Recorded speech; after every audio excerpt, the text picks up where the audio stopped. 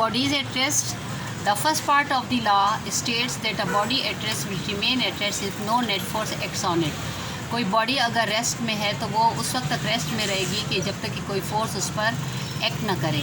This part of first law is easy to understand and goes with our common observation. ये जो first part है इस law का तो वो हम आसानी से समझ भी सकते हैं और हम अपने इर्द गिर्द काफ़ी चीज़ों को ऑब्ज़र्व भी करते हैं. For example, a chair lying in a room will remain stationary and will not start moving or flying around by itself unless someone moves it by applying a net force.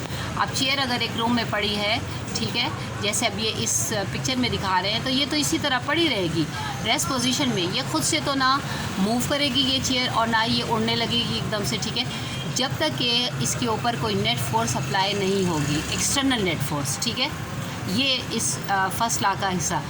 Second क्या है? Bodies in motion, यानी कि जब कोई body movement में हो.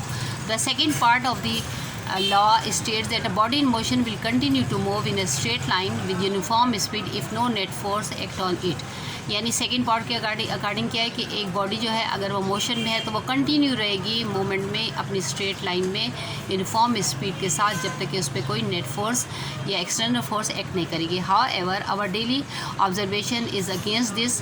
For example, if we roll a ball it comes to rest after some time. यानी अगर हम किसी बॉल को फर्श पर जो है हम रोल आउट करते हैं तो वो बॉल जो है वो थोड़ी देर जाकर मूवमेंट उसकी रुक जाती है. ठीक है, तो ये ऑब्जर्वेशन जो है, मतलब ये जो कहा जा रहा है कि भाई वो जब तक कि उस पर कोई नेट फोर्स नहीं होगी तो वो तो मूवमेंट करती रहेगी, लेकिन हम अपनी डेली लाइफ में ये नहीं देखते. ठीक है, but carefully study of the moving ball shows that there are forces like friction and air resistance which oppose the motion of the ball. लेकिन बॉल जो थोड़ी देर बाद मूवमेंट के बाद रुक जाती है तो वो किस वजह से कि उसमें ज़ाहिर बात है कुछ फोर्सेस जो हैं एक्सटर्नल वो एक्ट कर रही हैं उसकी मोशन पर. तो उसमें क्या है? फ्रिक्शन है, एयर रेजिस्टेंस है, यानी एक तो हवा जो है वो भी रेजिस्ट कर रही है और एक फ्रिक्शन यानी रगड़ की भी है, तो जिसकी वजह से वो उसकी मूवमेंट को अपोज कर रही हैं. यानी बॉल तो मूव करना चाह रही है लेकिन ये वो उसको रोक रही हैं. ठीक है, इन ऑपोजिट डायरेक्शन से. This means that object would continue to move in a straight line forever. This means मतलब अगर के इस तरह ना हो तो इसका मतलब क्या है कि कोई भी ऑब्जेक्ट जो है वो स्ट्रेट लाइन में सारी ज़िंदगी के लिए मूवमेंट ही करता रहेगा विद यूनिफॉर्म स्पीड और अपनी स्पीड भी यूनिफॉर्म रखेगा. If the forces opposing the motion of the object are remove, अगर कि हम ये अपोजिंग फोर्सेज जो है यानी फ्रिक्शन और रेजिस्टेंस, एयर रेजिस्टेंस की फोर्सेज भी अगर हम हटा दें. In space where there are negligible opposing forces, object move in a straight line and no applied forces has to be maintained by an engine to keep them moving. अब हम अगर air का अपना जो है स्पेस का हम थोड़ा बहुत देखते हैं तो वहाँ पर क्या होता है?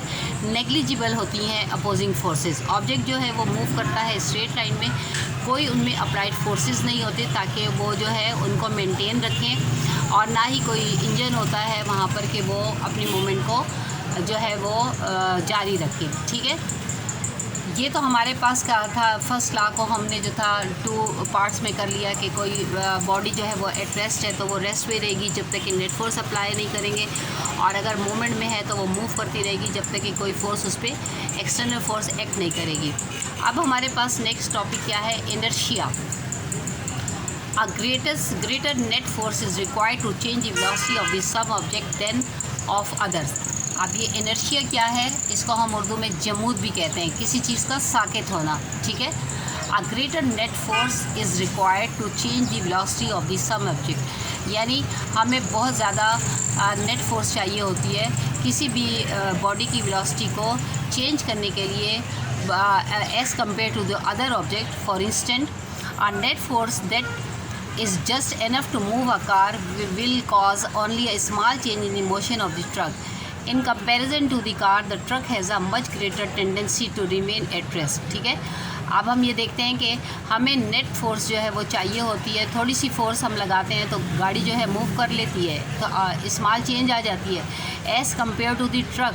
अब ट्रक तो आपने देखा है ना, ट्रक ये देखें, ये बल्कि पिक्चर में भी दिखाया है कहाँ ट्रक और कहाँ ये कार जो है थोड़ी सी मूवमेंट से जो है ये मूव करने लगती है, लेकिन ट्रक के लिए जो है हमें ज़्यादा टेंडेंसी की जो है वो मूव चाहिए, क्योंकि वो जो है वो एट रेस्ट पे होता है और हैवी भी है, ठीक है ना, as compare to the car. A larger body has a greater resistance to a change in its motion than does a smaller one.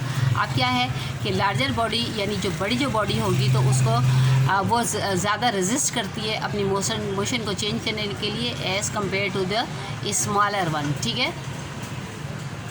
Therefore we say that the truck has more inertia than a car। तो हम ये कह सकते हैं कि truck जो है उसका इनर्शिया जो है वो ज़्यादा है as compare to the car. ये जो आज मैंने पढ़ा है इसको अच्छी तरह से रीड आउट करें, कल इंशाल्लाह हम नेक्स्ट पढ़ेंगे। Thank you.